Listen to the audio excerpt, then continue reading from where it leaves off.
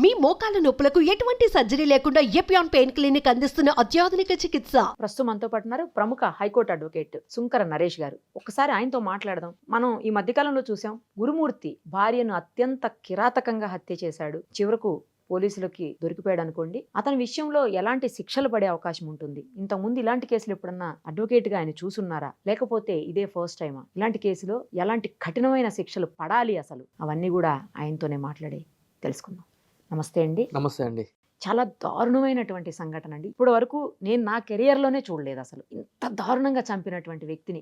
కనీసం ఆనవాళ్ళు కూడా మిగల్చకుండా అతను చాలా ట్రై చేశాడు అనుకోండి. బట్ ఇవాళ ఉన్నటువంటి టెక్నాలజీతో మనం లా చదివేటప్పుడు కూడా చెప్తారు, ఎంత తప్పు చేసినాడైనా, ఎంత క్రిమినల్ అయినా ఏదో ఒక ఆధారాన్ని వదులుతాడు, ఏదో ఒక సందర్భంలో ఖచ్చితంగా దొరుకుతాడు అని చెప్పి మనకు స్టార్టింగే మనకి డే 1 చెప్తారు కదా చదివేటప్పుడు కాలేజీలో కూడా. సో అలాగే ఈ గురుమూర్తి కూడా ఎక్కడో దొరికేశాడు. లేటెస్ట్ టెక్నాలజీ యూజ్ చేశారు పోలీసులు. ఇంత ఘోరమైన మర్డర్ చేసినటువంటి వ్యక్తికి ఎలాంటి శిక్ష ఉంటుంది, అసలు ఎలాంటి శిక్ష పడాలి, అది సత్వరం జరిగే అవకాశం ఉందా, లేకపోతే యాజ్ యూజువల్ లెందీ ప్రాసెస్ ఉంటుందా? కఠినమైన శిక్ష పడాలి అని అంటే కనుక డెత్ పెనాల్టీ, ఉరి శిక్ష. ఇంకా అంతకు మించి అయితే కనుక మనం ఏం ఎక్స్పెక్ట్ చేయలేమండి. అటువంటి ఉరి శిక్ష పడాలి అని అంటే కనుక 1980s లో బచ్చన్ సింగ్ కేసులో rarest of the rare case. So murder అటువంటి అంశాల్లో ఎస్పెషల్లీ మర్డర్ గురించి IPC 302 గురించి సుప్రీంకోర్టు వారు ఒక జడ్జ్మెంట్ అనేది పాస్ చేయడం జరిగింది.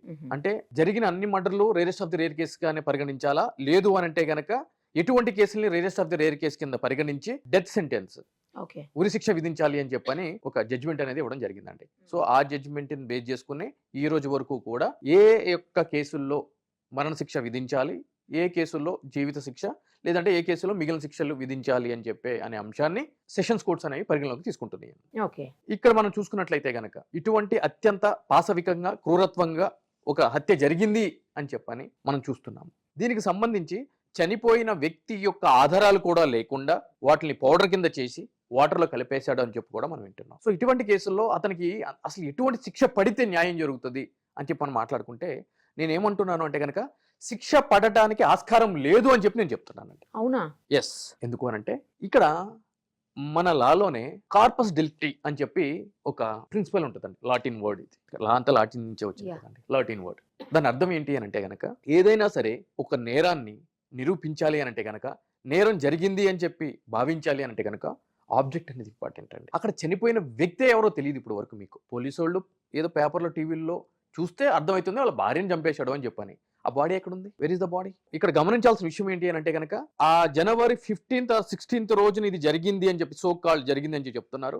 దాని తర్వాత ఒక 5 రోజులకో 4 రోజులకో వాళ్ళ మదర్ ఒక మిస్సింగ్ కంప్లైంట్ ఇస్తే, మిస్సింగ్ కంప్లైంట్ ని బేస్ చేసుకుని ఇతను ఆ టైంలో ఉన్నాడు కాబట్టి ఇతను విచారిస్తే, ఇతను కన్ఫెషన్ స్టేట్మెంట్ అంటే పోలీసుల ముందు ఇచ్చే వాంగ్మూలం, ఒక నేరస్తుడిగా పిలువబడుతున్న వ్యక్తి ఇచ్చే వాంగ్మూలం, confession statement. Right technique self incrimination. అదే చట్టంలో మనం చెప్పారు కదండి, పోలీసుల ముందు ఇచ్చే ఏదైతే కనుక వాంగ్మూలం ఉంటుందో ఆ వాంగ్మూలానికి ఎటువంటి ఆధారం ఉండదు, ఎటువంటి వ్యాలిడిటీ ఉండదు అని చెప్పని. సో దాని ప్రతిపదికన ఏ విధంగా తీసుకుంటాము? అదే మిస్సింగ్ కంప్లైంట్ మీద 2 రోజుల క్రితం వరకు కూడా వాళ్ళు ఇన్వెస్టిగేషన్ చేశారు. ఒక 2 రోజుల క్రితం వరకు IPC 302 అంటే ఇప్పుడు 103 BNS రిజిస్టర్ చేయడం జరిగింది. సో ఇప్పుడు కూడా పోలీసు వాళ్ళు ప్రెస్ రిలీజ్ చేసింది ఏంటి? వాళ్ళు మేము సో అండ్ సో సీజ్ చేసామని అంటున్నారు. ఏం సీజ్ చేశారు? బకెట్ అంటున్నారు, హీటర్ అంటున్నారు, దాని తర్వాత ఏదో ఆక్సా బ్లేడ్ అని చెప్పని అన్నారు, లేదంటే షర్ట్ అని, అతని షర్ట్ అని చెప్పని అన్నారు, ఒక చున్నీ ఏదో చేసామని చెప్పని అన్నారు. అంటే ఇవన్నీ సీజ్ చేసినంత మాత్రాన ఇవి మెటీరియల్ ఆబ్జెక్ట్స్ అంటారండి, MO అంటాం ట్రయల్లో.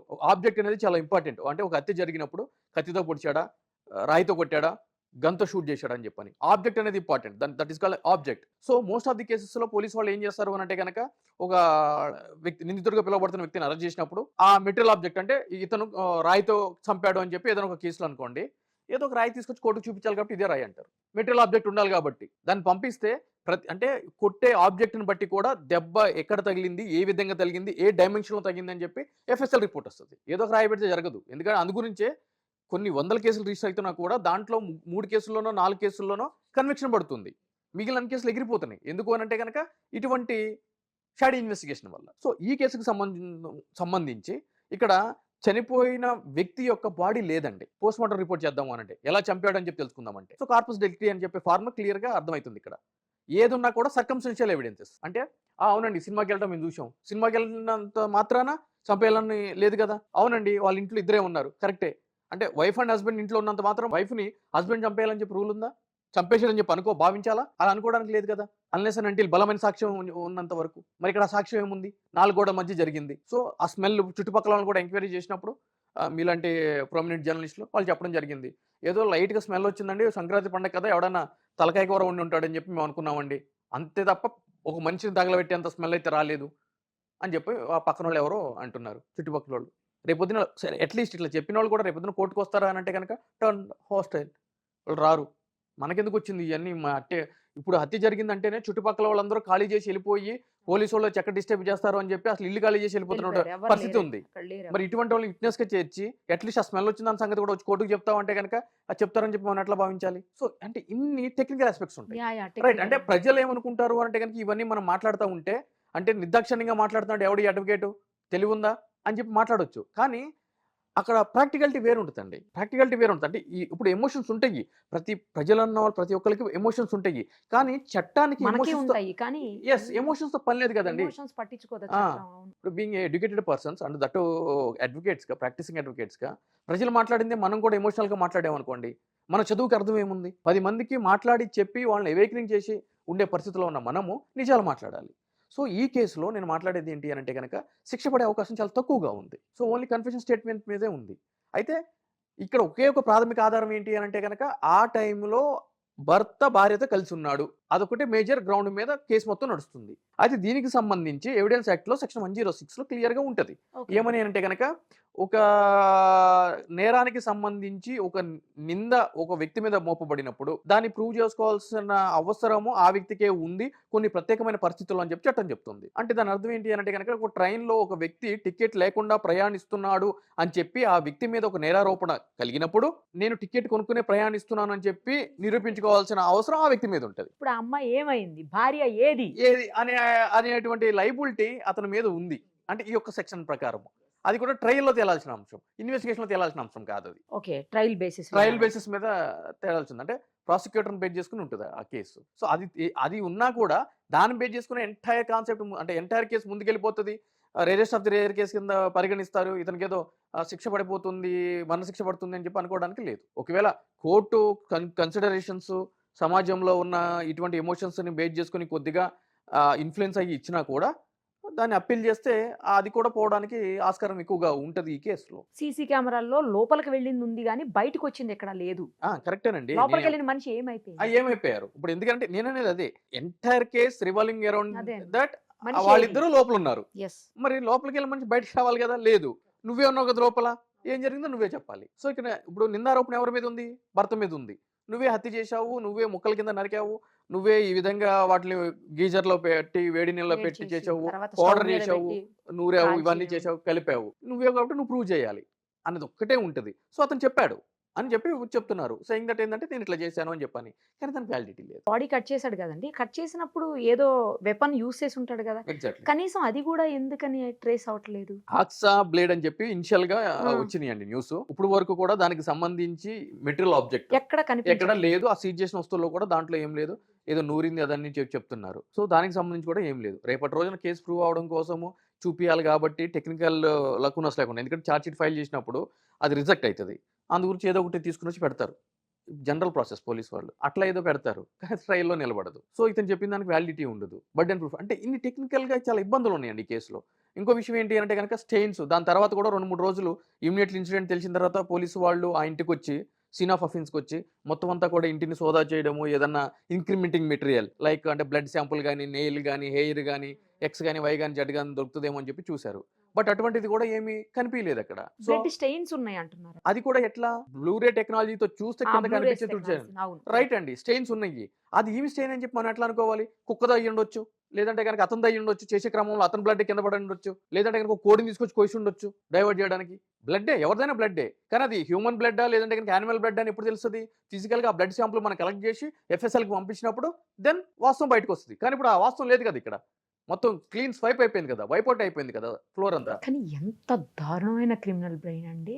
అంటే ఇక్కడ దీనికి వాస్తవం ఏంటంటే ఓటీటీలో చూసి ఒక మలయాళం మూవీ ఏదో చూసి చేశాను అని చెప్పాను సూక్ష్మదర్శిని అనే ఒక మూవీ చూసి చేశాను అని చెప్తున్నాడంట. సో అది ఎంతవరకు నిజము? సో ఒకవేళ ఇది నిజంగా అంటే కనుక అతను నార్మల్ వ్యక్తి ఏం కాదు, ఎక్స్ ఆర్మీ, ఎస్, ఆర్మీలో పనిచేసి వచ్చిన వ్యక్తి ఇప్పుడు కూడా DRDOలో ఎక్కడో సెక్యూరిటీగా చేస్తున్నాడు అని చెప్పాను అన్నట్టు. కామన్ మ్యాన్ తో కంపేర్ చేస్తే ఈ యూనిఫామ్ సర్వీస్లో ఉన్న వాళ్ళ గురించి మనం ప్రత్యేకంగా మాట్లాడుకోవాలి అని అంటే కనుక ఇక్కడ ఏం జరుగుతుందంటే కనుక వీళ్ళని ఆ డ్యూటీలోకి తీసుకునే ముందు ఫిజికల్ టెస్టే కాకుండా సైకలాజికల్ టెస్టులు కూడా చేస్తారండి. అంటే వాళ్ళ యొక్క Okay. మానసిక పరిస్థితి ఏ విధంగా ఉంటుంది అని చెప్పని.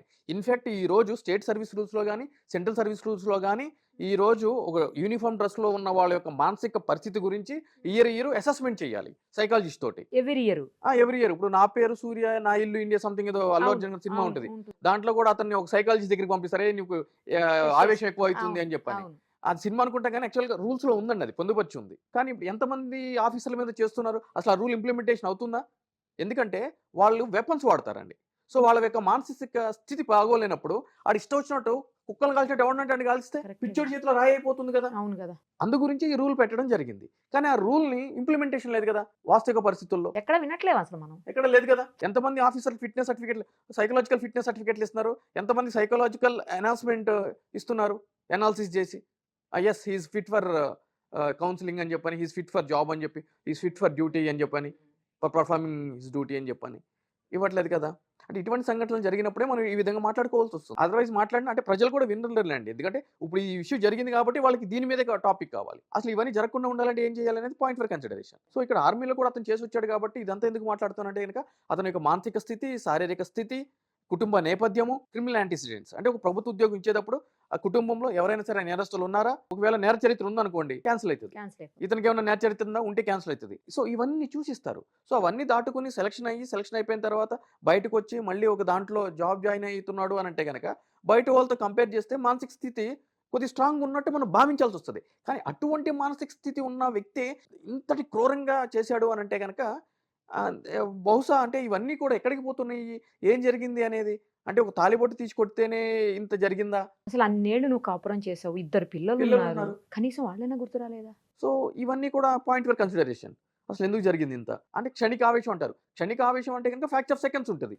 అదే ఇంకొకటి ఇంత భయంకరమైన ఉంటదిగా. స్ట్రాటజికల్ గా ప్లాన్డ్ గా చేయరు కదా. అవును. ఇంత ఎవిడెన్స్ కూడా అసలు దొరకకుండా చేస్తారా? Web series క్షణికావేశం తీసినట్టు ఉన్న వాళ్ళు పొద్దున మొదలుపెట్టి రాత్రి వరకు ఉడికిస్తానే చేస్తూనే ఉన్నాడంట. ఉన్నాడంట. సో అంతటి ప్లాన్డ్ గా అంత ఓపిక్ గా ఇంత చేయడం అని అంటే కనుక గీజర్ స్విచ్ ఆన్ చేసి మనం మార్నింగ్ స్నానం చేయాలంటే కనుక ఒక 5 నిమిషాలు చూస్తాము, వాటర్ హీట్ కాకపోతే నార్మల్ వాటర్ చేసి వెళ్ళిపోతాం, అవును. టైం వేస్ట్ అవుతుంది, ఇది అవ్వదని అవును. చెప్పని. అటువంటిది పొద్దున్న నుంచి సాయంత్రం దాకా ఒక మనిషిని చంపి ఉడికిచ్చాడు అని అంటే కనుక ఎంతటి రాక్షసత్వం ఉండాలి. అదే అర్థం కావట్లేదు అసలు. సో ఎలా అండి ఇప్పుడు ఈ మనకి అంటే మీరు చెప్పినట్లు చట్టంలో ఉన్నటువంటి కొన్ని ప్రాబ్లమ్స్, కొన్ని లొసుగులు, వాటితో బయటపడే అవకాశాలే ఎక్కువగా అనిపిస్తున్నాయి అంటున్నారు మీరు చెప్తున్న దాన్ని బట్టి. మరి ఇలా అయితే రేపొద్దున ఇంకొకటి కూడా ఏమో దీన్నే తీసుకుని ఇప్పుడు వాడు సూక్ష్మదర్శిని తీసుకుని చేశాడు, ఇంకొకటి రేపొద్దున వీడిని చూసి ఆ ఎవిడెన్స్ లేకుండా చేశాను ఆ యాంగిల్లో పోతే ప్రపంచం ఏమైపోతుందండి? ఎటుపోతుంది ఇక సొసైటీ. ఇతను ఆర్మీ పర్సన్ అండి. కొద్దిగా ఒక 3 నెలల ముందుకు వెళ్దాం, ఆంధ్రప్రదేశ్కి వెళ్దాము. కర్నూలులో 9వ తరగతి చదివే పిల్లలు 3 కలిసి ఒక పిల్లని రేప్ చేసి అవును, వాటర్ చంపారు. వేసేశారు.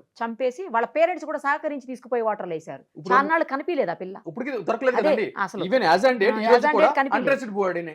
అవును. ఆ కేసు కూడా అదే కదా. బాడీ లేనప్పుడు ఏం చేస్తారు? మిస్సింగ్ కేసు కింద పరిగణించాల్సి వస్తుంది. చాలా ఎతకడం జరిగింది, ఇగో ఈ వాటర్ లో అవును. వేసామన్నారు, ఆ కొండలు వేసామన్నారు. అప్పుడు అన్నారు. కూడా అవును అప్పుడు కూడా ఒక 1 వీక్ 10 days హడావిడి జరిగింది. అవును కరెక్ట్. దాని తర్వాత ఇప్పుడు మర్చిపోయాం కదా మనం. ఆ కేసు ఏమైంది? అక్కడ కూడా బాడీ లేదు కదా. సేమ్ ఫండా కార్పస్ డెలిక్టీ లేదు అక్కడ. బాడీ లేనప్పుడు మీరు కేసుని ఎట్లా ప్రూవ్ చేస్తారు? ఎవరి మీద జరిగింది ఆ నేరం? Offence against human body. Where is the body? చాలా కేసులు అందు గురించి డ్యాముల్లోంచి కింద చేస్తూ ఉంటారు, శ్రీశైలంలో పెట్రోల్ పోసి తగిలి పెట్టేస్తా ఉంటారు. అవును మొన్న ఈ మధ్యన కూడా మొన్న just మధ్య ఒక ఓఆర్ఆర్ కింద 2 days మీరే back. స్పాట్కి వెళ్ళి చేసి వచ్చారు. అవును. పార్షియల్ గా బాడీ కాలింది. సో అటువంటి కేసుల్లో ఎట్లా? ఇక్కడైనా సగం కాలిన బాడీ ఉంది, ఇటువంటి కేసుల్లో అసలు బాడీనే ఉండదు. సో బాడీ లేని కేసుల్లో అఫెన్స్ ప్రూవ్ చేయడం అనేది చాలా క్రూషల్ ఆస్పెక్ట్ అండి అది. అండ్ దట్టు ఈ క్రిమినల్ కేసుల్లో, దట్టు ఈ మర్డర్ కేసుల్లో. ఇప్పుడు సీన్ రీకన్స్ట్రక్షన్ చేశారు కదండి పోలీసులు ఈ అవును, కేసులో, చేశారు. గురుమూర్తిని తీసుకుని వెళ్ళి. ఇప్పుడు అతను చెప్పే దగ్గర ఎక్కడా కూడా ఏ ఎవిడెన్స్ దొరకలేనట్టుంది. ఎట్లా అవును. మరి అసలు? అందు గురించి నేను అంటున్నాను. ఇప్పుడు ఎంటైర్ పోలీసు వాళ్ళ ఇన్వెస్టిగేషన్ అంతా కూడా అతను బేస్ చేసుకునే జరుగుతుంది, అతను చెప్తేనే జరుగుతుంది. అసలు చెప్పేదానికి ఎటువంటి ప్రాతిపదిక ఉంది? కన్ఫెషన్ స్టేట్మెంట్ దాన్ని కోర్టు పరిగణలోకి పరిగణలోకి తీసుకో. మీరు అన్నట్టు ఏదైనా స్పెషల్ కేసు కింద ట్రీట్ చేసి అట్లేమన్నా చేస్తే సర్కమ్స్టెన్షియల్ ఎవిడెన్స్ ని బేస్ చేసుకుని కేసు నిరూపించాలండి. అది సర్కమ్స్టెన్షియల్ ఎవిడెన్స్ అంటే మీరు చెప్పారు కదా, లోపలికి వెళ్ళింది, బయటికి రాలేదు, ఇతను వచ్చాడు, సో ఏమైంది అని చెప్పని. ఇప్పుడు ఇటువంటి కేసులో కూడా కేరళలో సంబంధించి భర్తే భార్య ఇద్దరు లోపలికి వెళ్తారు, భార్య చనిపోయి ఉంటుంది, భర్త బయటకు వస్తాడు. ఏమైంది అని అంటే కనుక ఏమో తెలియదు, చచ్చిపోయిందని చెప్పి చెప్తాడు. సో భర్తే చంపేశాడని చెప్పి చెప్తారు అందరూ, కొట్టి చంపేశాడని చెప్పని. బాడీ ఎఫ్ఎస్ఎల్ రిపోర్ట్కి వెళ్తుంది. FSL రిపోర్ట్కి వెళ్తే స్నేక్ బైట్ వల్ల చనిపోయిందని చనిపోయిందని చెప్పి తెలుస్తుంది. సో ఆ రిపోర్ట్ వస్తుంది. సో అది కూడా ఇటువంటి కేసు. FSL రిపోర్ట్ ఒకలాగా ఉంటుంది, వీళ్ళు చెప్పే స్టేట్మెంట్ ఒకలాగా ఉంటుంది, అక్కడ జరిగేది వేరేలాగా ఉంటుంది. కొరాబరేషన్ అనేది చాలా ఇంపార్టెంట్ క్రిమినల్ కేసులో. ఏ ఒక్క దగ్గర కాంట్రాడిక్టరీ స్టేట్మెంట్ వచ్చినా కూడా ప్రాబ్లం అవుతుంది. ఎందుకు అంటే కనుక చట్టం ఆ విధంగా కఠినంగా పెట్టడానికి రీజన్ ఏంటంటే కనుక 99 మంది దోషులు తప్పించుకున్న పర్వాలేదు కానీ ఒక నిర్దోషి కూడా శిక్ష పడకూడదు. మనకు అదే కదా చెప్తారు క్లాస్ లో ఫస్ట్ డే. ఆ విధంగా మనం వింటానే ఉంటాం పేపర్లో కూడా. చేయని నేరానికి 80 సంవత్సరాలు జైల్లో ఉండి రిలీజ్ అయిన వ్యక్తి అని చెప్పని, 50 సంవత్సరాల తర్వాత రిలీజ్ అయిన వ్యక్తి అని చెప్పని, అవన్నీ కూడా ఇదే. ఇప్పుడు జేబీఎం లాంటి సినిమా చూసాము, అక్కడ కూడా ఏం జరుగుతుంది, కొన్ని నేరాలు జరిగినప్పుడు ఎటువంటి వ్యక్తి దొరకనప్పుడు కొంతమంది అమాయకులు తీసుకుని వచ్చి నిరక్షరాస్యుల్ని తీసుకొచ్చి వీడియో చేశాడని చెప్పని అంటారు. వాళ్ళకి ప్రాపర్ లీగల్ ఎయిడ్ ఉండదు. ఈ చట్టం కూడా ఏ విధంగా ఉంటుంది అంటే కనుక కొన్ని కేసుల్లో రాష్ట్రాలే ఎటువంటి ఆర్థిక స్తోమత లేని వాళ్ళకి రాష్ట్రమే కొంతమంది న్యాయవాదుల్ని ప్రొవైడ్ చేస్తారు. కానీ ఆ ఆర్గ్యుమెంట్స్ అంత ప్రాపర్గా ఉండవు, ఒక సరైన దిశానిర్దేశం ఉండవు. అటువంటి కేసుల్లో అన్యాయంగా వాళ్ళు ఇరికించబడిపోతూ ఉంటారు, వాళ్ళకి శిక్ష పడుతూ ఉంటుంది. దాని తర్వాత ఎప్పుడు హైకోర్టు సుప్రీంకోర్టుకి వెళ్ళిన తర్వాత వాళ్ళ అదృష్టం బాగుంటే అప్పుడు ఒక నిర్దోషి అని చెప్పి జడ్జిమెంట్ వస్తూ ఉంటుంది. అప్పటికి వాళ్ళ వయసు 60 సంవత్సరాలు 70 సంవత్సరాలు అయిపోతుంది. ఇది నేరం జరిగినప్పుడేమో వాళ్ళ వయసు 17, 18, 20 ఉంటుంది. సో ఇటువంటి సంఘటనలు కూడా ఉన్నాయి. సో ప్రోస్ ఉన్నాయి, కాన్స్ ఉన్నాయి. సో అందు గురించి ఒక ఎమోషన్స్ తోటి దిశ ఇన్సిడెంట్ మనం చూసాము. ఎన్కౌంటర్ చేసినప్పుడు అందరూ పూలేశారు. దాని తర్వాత సాక్షాత్తు సుప్రీంకోర్టే చెప్పింది FIR రిజిస్టర్ చేయండి, మర్డర్ కేసు రిజిస్టర్ చేయండి అందరి మీద అని చెప్పని. ప్రాపర్ ట్రయల్ జరగాలి. దాంట్లో కూడా ఎన్నో అనుమానాలు, మిగిలిన ఇంకెవరో ఉన్నారు, వీళ్ళని ముందుకు తీసుకుని వచ్చారు అని కూడా చాలా ఉన్నాయి, రకరకాలు ఉన్నాయి. సో ఇవన్నీ జరుగుతాయండి. పిల్లల స్టేట్మెంట్లు కూడా పనికొస్తాయండి, ఎందుకంటే ఎట్లుండే వాళ్ళు గొడవలు అవుతుండే, అవి కూడా పనికొస్తాయేమో కదా కొంతవరకు. ఇక్కడ పిల్లల స్టేట్మెంట్లు అవును గొడవ పడేటోళ్ళు అని అంటారు. ఎంతమంది భార్యాభర్తలు గొడవ పడరు అంతే, అది కూడా నిజమే. చంపే అంత గొడవలు కాకపోతుండే.